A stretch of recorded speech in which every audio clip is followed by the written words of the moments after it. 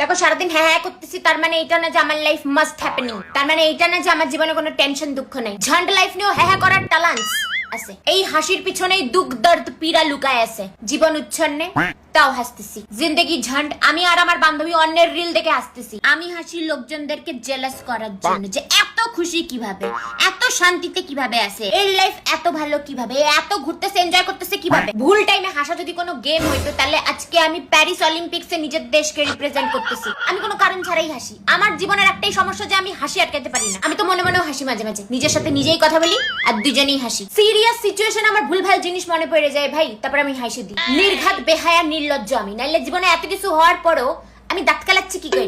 এইটা বন্ধ হচ্ছে না। সবকিছু টেম্পোরারি, কিন্তু দাঁত কালানি ইজ পার্মানেন্ট। আমার নামের মধ্যে যে পি আছে সেটার মানে হচ্ছে যা হয়ে যাক জীবনে ভাই, আমাকে তো 32 পার্টি বার করতেই লাগবে। ডিপ্রেশন কি মাক্কি চপ্পল, आग लगी बस्ती में मैं अपनी मस्ती में।